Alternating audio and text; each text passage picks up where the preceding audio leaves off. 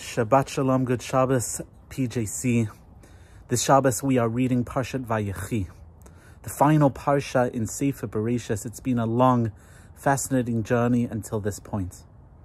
In one unusual moment in our parsha, Yosef, right at the end, right at the conclusion, instructs his brothers to guarantee that he will not be buried in Egypt, to guarantee that after the long exile is over, that they would bring his bones, they would bring his aron, his coffin, back to Israel, and would be buried ultimately, finally, in the land of Israel.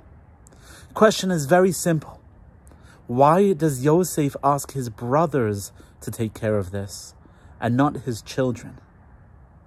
When you're making funeral arrangements, when you're creating a plan, a tzava, a last will and testament, generally the people you are talking to are your descendants, not your siblings. And so why does Yosef ask his brothers to be the ones, the guarantors, that Yosef is buried in the land of Israel?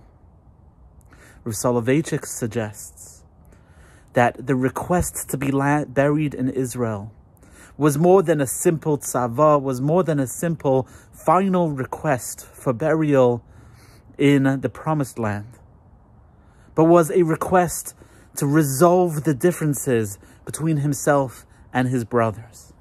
It was a request for Yosef to align his destiny with the rest of the Jewish people from the very first moments in his life. From the very beginning of his existence, Yosef was disruptive. Yosef was an outlier. From the very first moments of his young adulthood, Yosef saw himself above and outside his brothers, beyond their clique. And in his last moment, with his last breath, he's saying to his brothers, I want to be with you. I want to be united with you. The act of me sustaining you these 50 years in Egypt, following the passing of our father, is only the initial act in reunification of the children of Israel. Yosef was saying, do you want to know? Do you want to understand how much I want to be part of the Jewish destiny? I'm going to make a gesture. I'm going to show my commitment to the Jewish people by putting the responsibility to bury myself in the homeland of the Jewish people. By putting the responsibility, the commitment to have myself buried in the place that I want to be buried, not in the hands of my children, who are invested in fulfilling my last will and testament. But rather, I'm going to place that trust in you, my siblings, my brothers. Yosef's last expression, his final will, is to say to his brothers, my children have to love me. My children have to bury me where I ask them to. You don't. And I trust that you will bring me to my final resting place that I desire to be placed.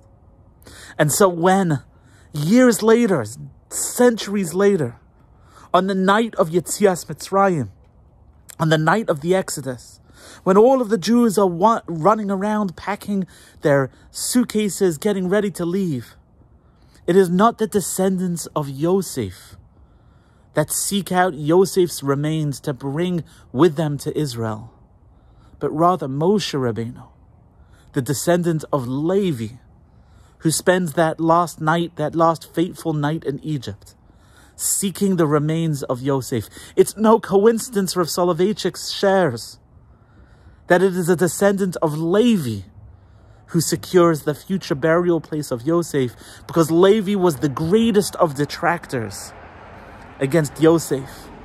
Those moments by the pit where they were deciding what to do, it was Levi who was the one who said, this arrogant child, this arrogant brother, we have to be rid of him.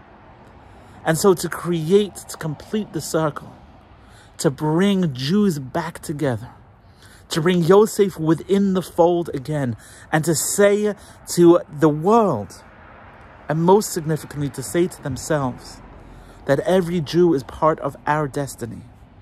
Every Jew is part of our community. Every Jew is part of our family. It has to be a descendant of the biggest detractor of Yosef. It has to be Moshe who carries his bones, and not Yosef's descendants.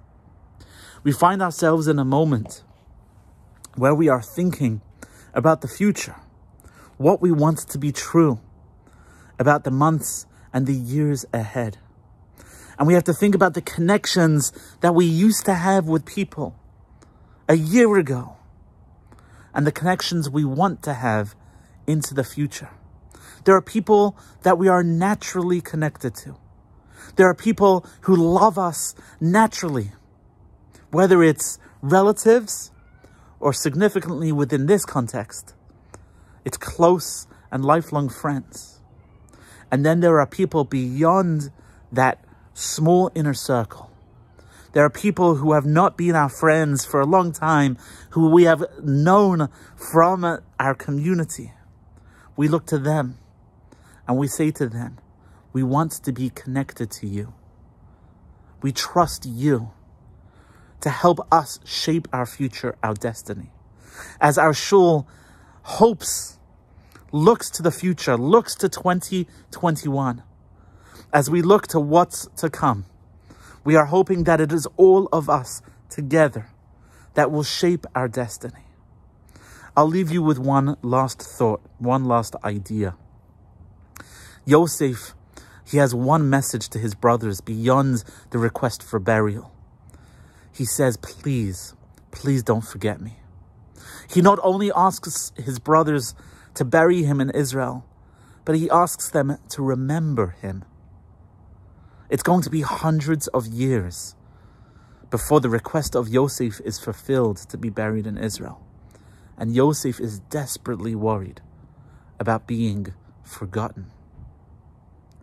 One of the greatest challenges we face in this context, outside of the health challenges, outside of the great significance and impact of COVID, one of the challenges is forgetting the people in our community that we love to be with, that we love to be around. And so I'd like to challenge you to pick up the phone tomorrow, the first day of a new year, and call someone who you used to speak to at Kiddush and say, you know what, the rabbi challenged me.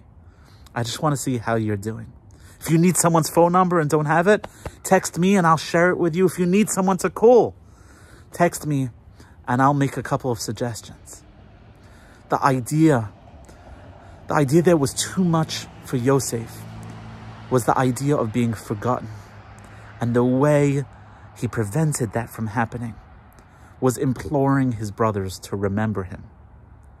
The way we build community, the way we build a shared destiny, is by remembering those beyond our intimate circle, by remembering, by connecting, and by picking up the phone and saying, I remember you, I miss you, how you doing? I said something in 8 minutes and 42 seconds, 43 seconds. I'm now sharing something over here that says what I said in a much shorter and a much funnier version. So click here, enjoy, and wishing everyone a Shabbat Shalom, and everyone should stay healthy, stay connected, and we should all have a shared destiny, like Yosef implores his brothers, for us to be united, to be together, to be healthy, sharing a future. Shabbat Shalom.